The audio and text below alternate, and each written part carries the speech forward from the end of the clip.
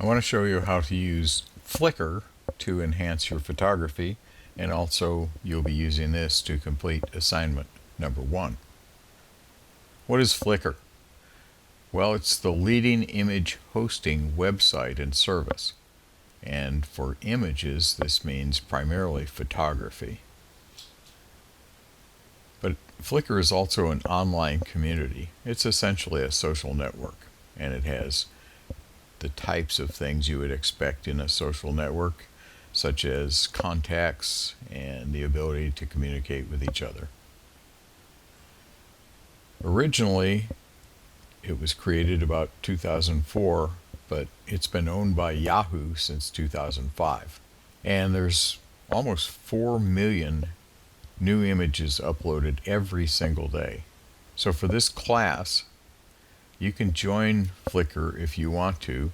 You can get a limited free account. You don't have to spend anything. If you do want to join, I think you'll find it useful, but you certainly don't have to pay anything. What I want you to be able to do, though, is use Flickr to search for images. And we're going to be talking initially about types of images. So you're going to be searching for those types of images. And I'm going to show you how you can capture those images and how you can use them in a PowerPoint or a Google Slides presentation that you'll submit. I also think it's important that you understand the concept of tagging, which is used in Flickr, but it's also used in a lot of other things such as social media. There are some aspects of Flickr that we'll get into later on that revolve around intellectual property and licensing of your images. So let's go ahead and just get started by going to Flickr.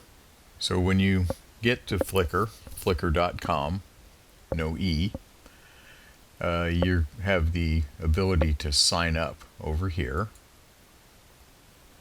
And so you just fill in this information and you create your free account. Now I already have an account, and this is what my account looks like.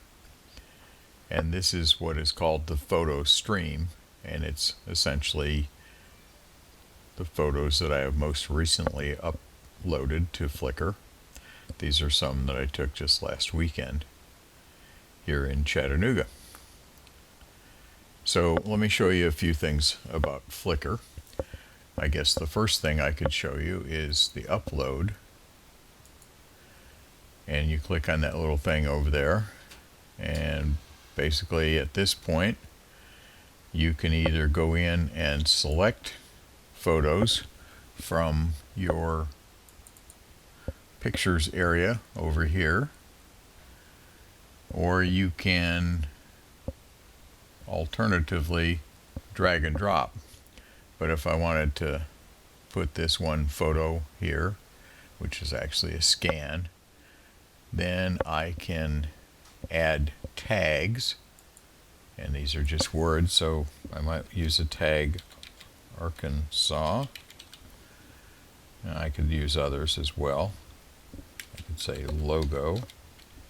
Those are the tags. If you want to and you have people in it, you can add people. You certainly can do this, which is add it to your albums. Albums is a way Flickr has where you can organize your stuff. And one of the best things about Flickr is the ability to organize.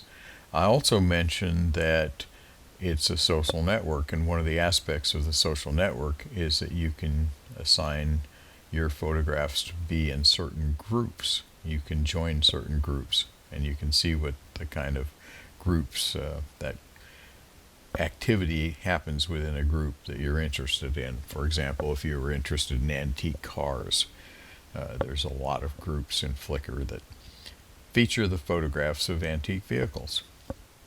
So if I wanted to choose an album here, these are all my albums, and I could just select or I can type in something, and then I can find a category that I could put it in. I could just put it in Miller, for example, and then when I do that, you can see right here that it's going to be added to that album. And if I wanted to add it to groups, these are all the groups I belong to. which is a crazy number of groups, but that's because I've been doing this for a while. And then I can add it to that group.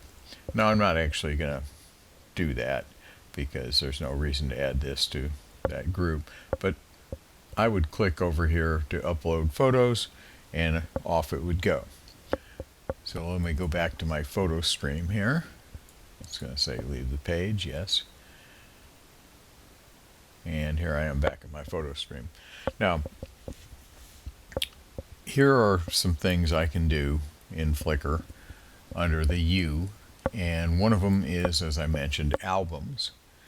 And so I've organized my photographs into a lot of different albums, and I've, to a certain point, I've done them geographically, but not entirely. So for example, this is a cruise that I went on last year, and so all the photographs that I shot on that cruise are within this album. So if I click on that album,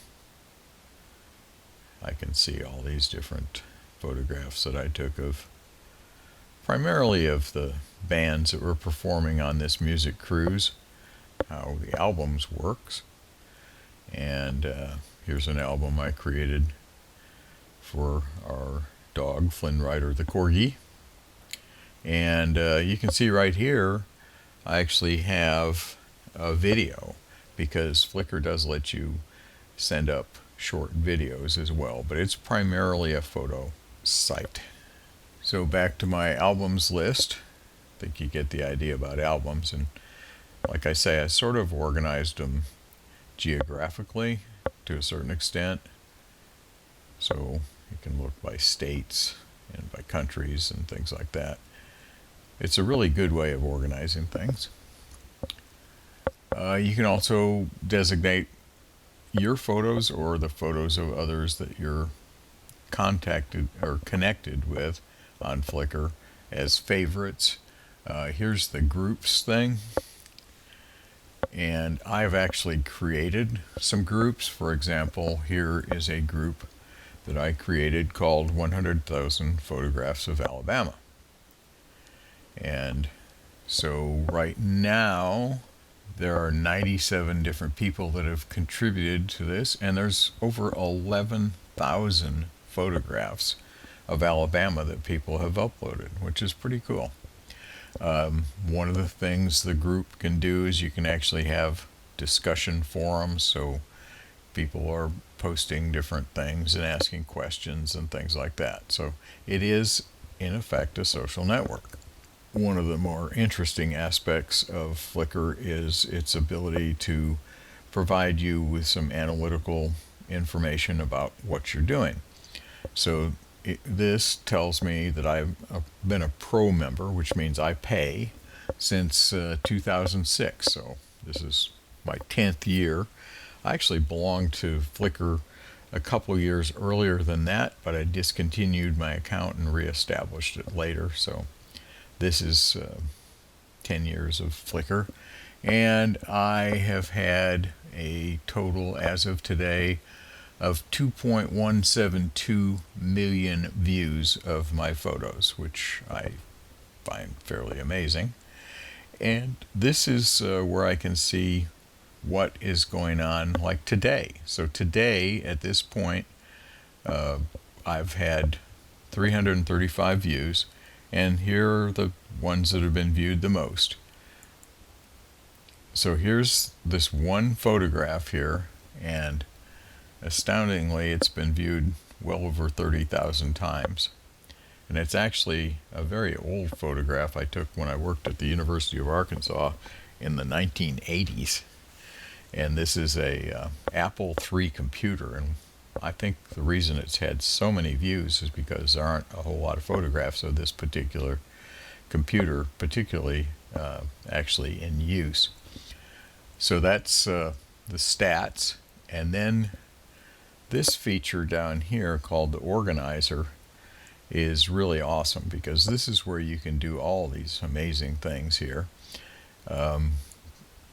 These are the photographs from my photo stream. So if I wanted to do things with these two photographs that I just put up into this area up here, I can do that. For example, I can add tags to this. So if I wanted to add the tag blues, I wanted to add singer. So people can search by tags, and so those two photographs now have those tags. If people wanted to search by blues, they would come up with these and others as well, of course. I can also add these to an album, so I can either create a new album or I can add them to one of my many existing albums. And I've already added them to a Chattanooga album, so I don't need to do that again. I can also send them to a group, which I've already done, but here's my groups, because I have 100,000 photographs of Chattanooga also, and I've already sent these photographs to that group, so I'm not going to do it again. So these are the different things you can do. You can also even create a map, and this is going to be Austin, Texas down here, which I certainly wouldn't want to put them in Austin, but you get the idea. You can put in effect a pinpoint on this map. So that's all good stuff. Let me go back to my photo stream here for a second, because I want to show you what you're going to do to complete that first assignment. Just simply put, if I want to get a portrait, I can just type in portrait, and up come all these different portraits. Now here are ones that are considered portraits from my photo stream here, and then these are from people that I know, and these are from everyone else. So if I wanted to look at this one image right here, what I can do is I can click over here on this bottom right hand corner, and I can download this photo, and I can select these different sizes too. If I wanted to see all the sizes, I could see the original size, which is that, or I can see a smaller size, or even a smaller size. Okay, now I can download these, or just to make it simple for this assignment, I can actually just hover over this, and if I press right click on my mouse, Mac users will have to do this a little bit differently. Up here you can see it says copy image. So I'm going to copy the image. Now I have an image, and I mentioned that you will be creating a PowerPoint. So I'm going to paste this in the PowerPoint here, and this would actually be portrait 1. And then when I just hover over anywhere in the slide here, I can select one of these formats for sticking this thing on the slide. And this one's just going to be fine. I'll just do it right there in the middle. I don't need to change the size of it or anything else. Okay, so I got a portrait off of that. Now let's go back to Flickr again, and let me just type in landscape, and here are photographs that Flickr thinks are landscape photographs. It's a pretty intelligent program, really. If I want to see all of the ones that it's identified as landscapes, I can just click on that. So these would definitely qualify as landscapes. So this one right here. Now I can't click directly on here and copy this. What I have to do is make it think that I'm going to download it. I'm going to go to view all sizes, and this is a really huge photograph because it's a panorama. I actually shot this with the iPhone, and it has that panorama feature where you start on one side and press the button, and then you slide on over here and press it again, and you've got it. So this is the original site. As you can see, it's pretty massive. But if I wanted to get a medium-sized version of it, I just click medium. Now I can go in here, right click on it, and I can either save the image as, or I can just copy the image, which is what I'm going to do. Then I'm going to go back to my PowerPoint that I've created already, and I'm going to put this in here. Okay, so now I have two images in my PowerPoint. Now, you know, you can grab onto those handles down there and make these images bigger. And I do kind of like to have a little bit bigger image to work with. Could do the same thing up here. Okay, so now I have these two images that are part of my assignment.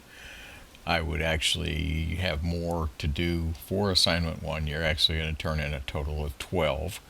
But I can come up here to my Save As feature, and I can either save it as a PowerPoint presentation, which you might want to do if you're going to continue working on it.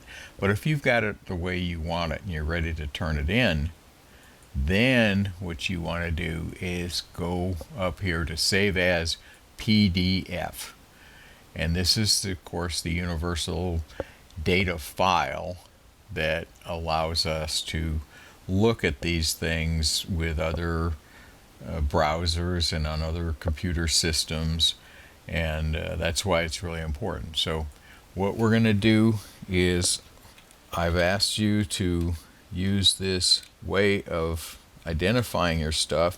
So I'm going to say this is for assignment 1 and use my last name. So assignment 1 Miller. And then I have to put it somewhere where I'm going to remember it. And so I'm going to put it in my pictures folder.